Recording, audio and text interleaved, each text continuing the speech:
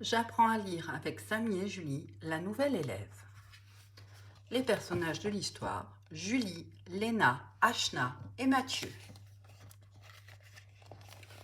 Ce matin, la maîtresse des CE1 attend ses élèves dans la classe. Mais elle n'est pas seule. Une nouvelle petite fille vient à peine d'arriver de son pays natal. Elle s'apprête à vivre sa première journée dans une école française. Elle est très intimidée. « Asseyez-vous dans le calme », déclare la maîtresse. « J'ai des choses importantes à vous annoncer. »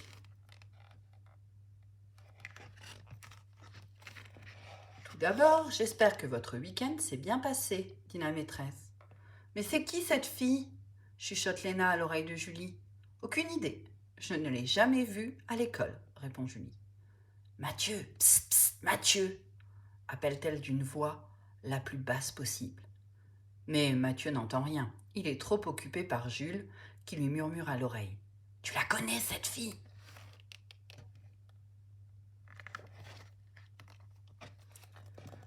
Je vous présente Ashna, votre nouvelle camarade, » commence la maîtresse. Elle est indienne et ne parle pas très bien le français. En revanche, elle parle très bien l'anglais. « Mathieu, toi qui parles l'anglais avec ta maman, je te nomme guide responsable d'Ashna. Tu l'aideras à faire ses premiers pas dans notre classe et dans notre école. » Un murmure s'élève dans toute la classe. « Guide responsable ? Ça veut dire quoi ?» demande Julie à Léna. « Ça veut dire qu'il va s'occuper d'elle tout le temps, » répond Léna avec autorité. « Tout le temps ?» s'exclame Julie qui n'apprécie pas beaucoup la nouvelle responsabilité confiée à son amoureux. Et la maîtresse installe Ashna à côté de Mathieu. « Je compte sur vous pour bien accueillir Ashna. » Quand sonne l'heure de la récréation, Julie et Léna se précipitent dans la cour pour annoncer la nouvelle à Tom et Samy. « On a une nouvelle, elle est indienne, » dit Julie. « Elle s'appelle Anna, » renchérit Léna. « Non, c'est pas Anna, » dit Julie, « c'est Shana, Mana, ou un truc comme ça, je ne me souviens plus. »« C'est pas plutôt Taratata ?» taquine Tom. À la cantine, les CE1 font gentiment une place à Ashna. Quand Maria arrive avec son délicieux gratin dauphinois, Julie s'écrie « Maria, c'est la nouvelle élève. Il faut lui parler en anglais. »« Good night et bienvenue, Ashna, » lance Maria. Tous les enfants se mettent à rire. « Mais pourquoi vous rigolez tous ?» s'étonne Maria. « Maria, tu viens de dire bonne nuit » s'exclame Mathieu, hilar.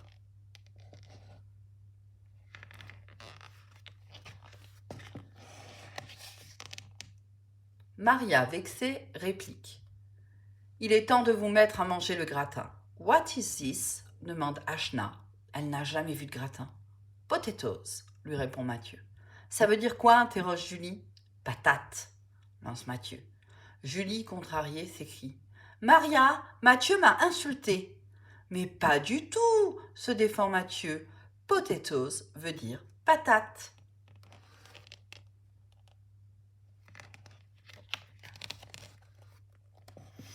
Assise à côté d'Ashna, Léna commence à ouvrir de grands yeux émerveillés. « Tu as vu tous ces bracelets ?» glisse Léna à l'oreille de Julie. « Ils sont vraiment trop beaux. Et en plus, regarde, elle a les oreilles percées. »« Mon rêve !» murmure Julie. « Votre nouvelle amie est bien jolie, » dit Maria en apportant une délicieuse salade de mangue.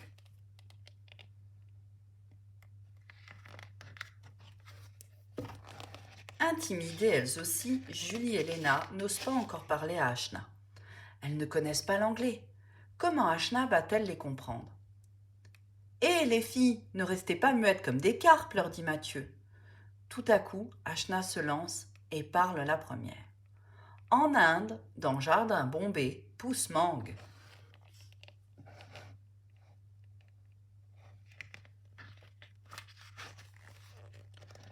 Julie et Léna écarquillent de grands yeux. Ashna parle français. « Tu fais de la danse, du poney, de la musique ?»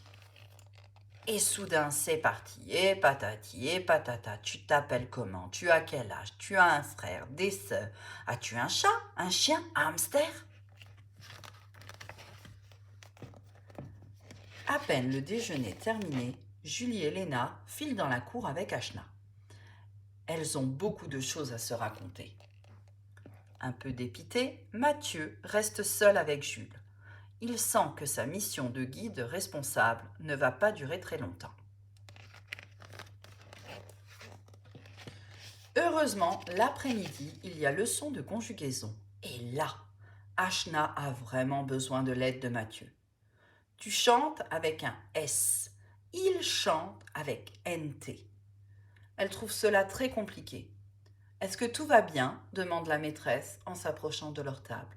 Yes, répond Mathieu. Entre le français et l'anglais, il s'embrouille un peu.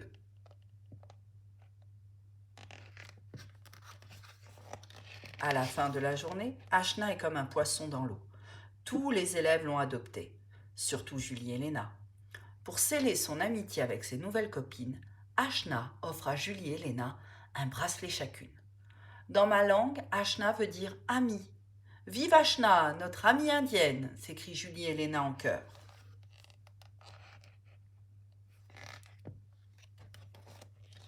As-tu bien compris l'histoire? Le matin, qu'annonce la maîtresse à tous les élèves? Que doit faire Mathieu, le guide responsable d'Ashna? Pourquoi Maria est-elle vexée? Pourquoi Mathieu pense-t-il que sa mission va vite se terminer? Que donne Ashna à ses nouvelles amies, Léna et Julie? Et toi, qu'en penses-tu? Es-tu déjà arrivé dans une nouvelle classe où tu ne connaissais personne? As-tu déjà eu dans ta classe un ou une élève qui venait d'arriver d'un autre pays? Sais-tu dire bonjour et bienvenue en anglais? Que fais-tu pour accueillir les nouveaux élèves? C'était la nouvelle élève.